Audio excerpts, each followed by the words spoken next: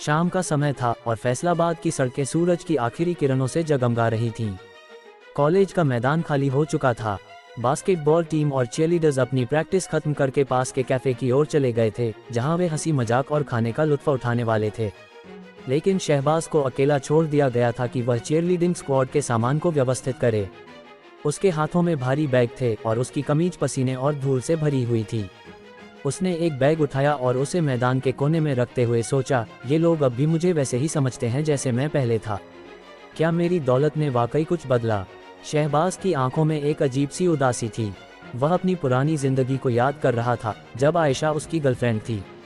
वह उसे अपनी मोहब्बत समझता था, लेकिन आयशा ने उसे सिर्फ इसलिए छोड़ दिया क्योंकि वह उसे आरामदायक जिंदगी नहीं दे सकता था। अब जब वह अमीर हो चुका था, उसके दोस्तों का व्यवहार बदल गया था, लेकिन फातिमा जैसे कुछ लोग अब भी उसे हल्का समझते थे। इसी बीच उसका फ़ोन बजा। स्क्रीन पर मुराद का नाम चमक रहा था। मुराद उसका पुराना दोस्त था, जो अब चिनाब ग्रुप ऑफ इंडस्ट्रीज में एक अहम पद पर काम करता था। मुराद वही शख्स था जिसने शहबाज को बताया था कि उसकी खानदानी विरासत उसे मिलने वाली है। हेलो मुराद, क्या बात है? शहबाज ने फ़ोन उठाते हुए पूछा। उसकी आवाज़ में थकान झलक रही थी। शहबाज, बड़ी खबर है। मुराद की आवाज़ में जोश था। फातिमा का मसला हल हो गया है। तुम्हारे खानदान ने वाकई कमाल कर दिया। चिनाब ग्रुप के चेयरमैन ने फातिमा के वालिद से माफ़ी मांग ली है। सब कुछ ठीक हो गया। शहबाज के मुंह से एक हैरान भरी सांस निकली। उसे यकीन नहीं हो रहा था कि उसके खानदान ने इतनी जल्दी यह मसला हल कर दिया। फातिमा, जो उसकी कॉलेज की दोस्त थी, ने चिनाब ग्रुप के ताकतवर शख्स उस्मान चौधरी के साथ एक विवाद शुरू कर दिया था। उस्मान ने फातिमा के खानदान को धमकी दी थी कि अगर फातिमा उसके साथ रात न बिताए तो वह उनके कारोबार को तबाह कर देगा। यह एक डरावनी स्थिति थी और शहबाज के दोस्तों ने मिलकर इसे हल करने की कोशिश की थी।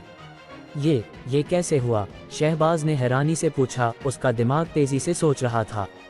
तुम्हारे खानदान के रसूख ने बात की, मुराद ने समझाया। उन्होंने चेयरमैन को समझाया कि फातिमा के खानदान से दुश्मनी मोल लेना उनके लिए नुकसानदेह होगा।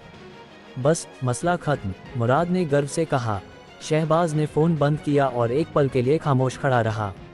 उसे अपने खानदान की ताकत पर फख्र था, लेकिन उसके दिल में एक अजीब सा एहसास जाग रहा था। फातिमा ने हमेशा उसे तुच्छ समझा था।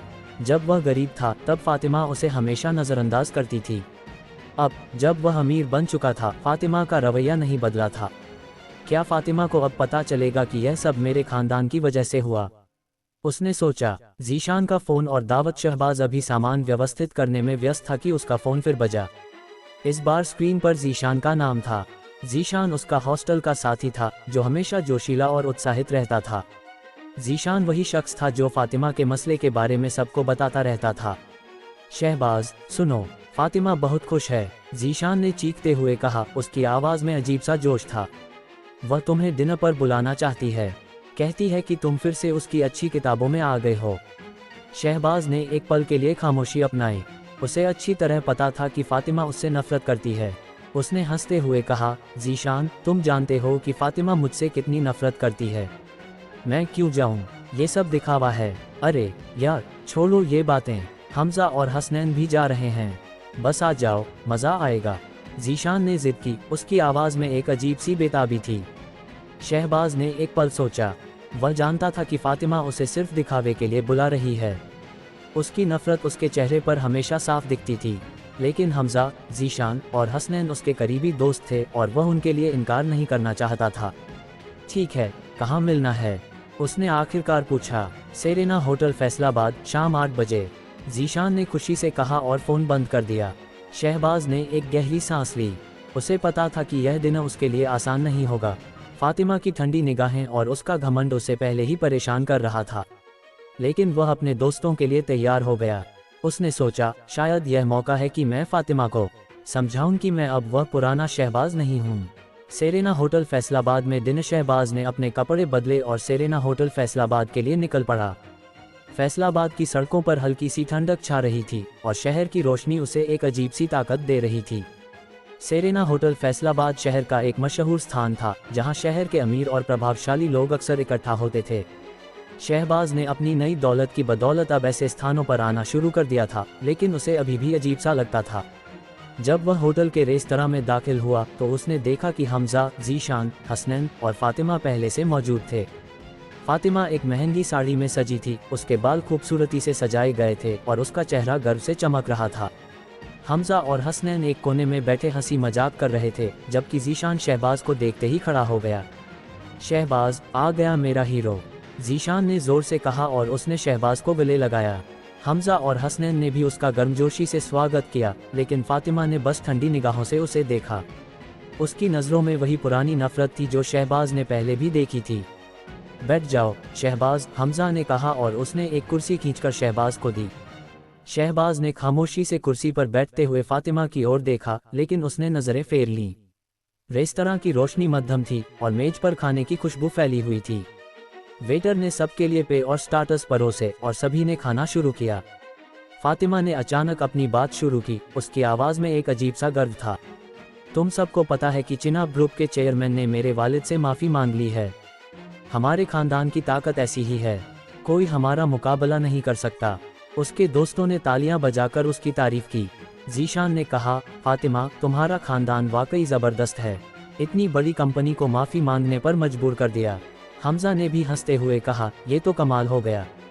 फातिमा, तुम्हारे वालिद ने ये सब कैसे किया? शहबाज खामोशी से खाना खाते हुए उनकी बातें सुन रहा था।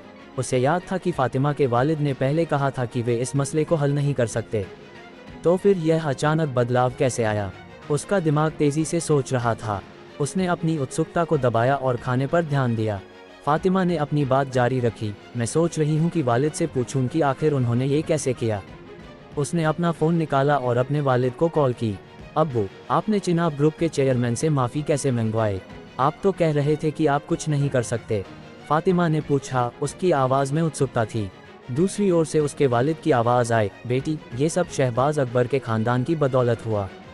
उनके रसूख ने चिनाब ग्रुप पर दबाव डाला और वे माफ़ी मांगने पर मजबूर हो गए। फातिमा का चेहरा एकदम सफ़ेद पड़ गया। उसने फ़ोन बंद किया और शहबाज की ओर देखा। उसकी नज़रों में अब नफ़रत के साथ एक अजीब सा डर भी था। तुमने ये किया? उसने धीमी आवाज़ में पूछा। उसकी आवाज़ में हैरानी और गुस्सा मिश्रित था। शहबाज ने कंधे उचकाए और हल्की सी मुस्कान के साथ कहा, मैंने कुछ नहीं किया फातिमा, ये मेरे खानदान का असर है। मैंने तो बस मुराद को बताया था कि तुम मुश्किल में हो। हमजा, जीशान और हसनैन हैरान रह गए।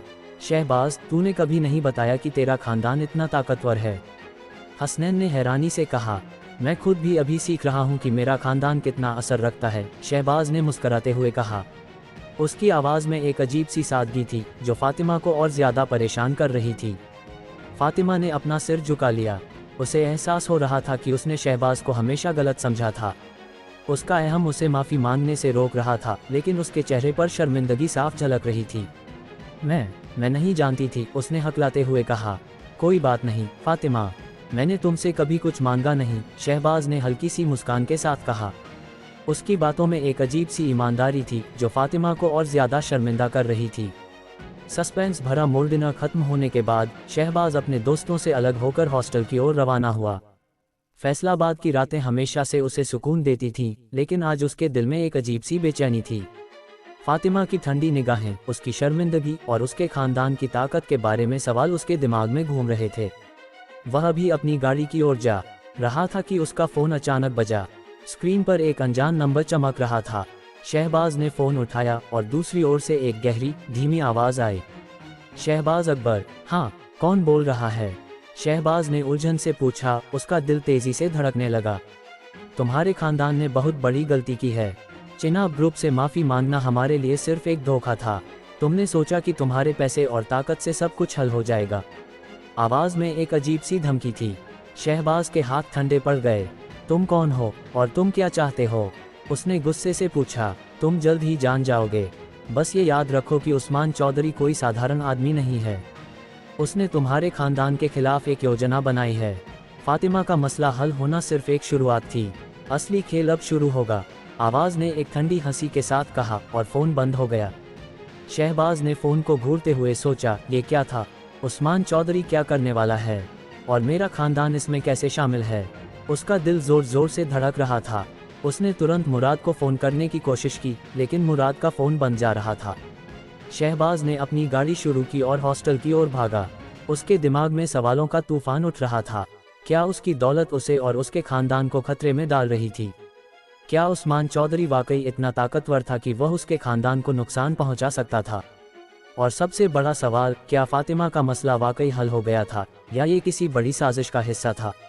अब क्या होगा? क्या शहबाज उस्मान चौधरी की धमकियों से अपने खानदान को बचा पाएगा? क्या उसकी दौलत उसे और मुश्किलों में डाल देगी? ये सब कुछ अगले एपिसोड में पता चलेगा।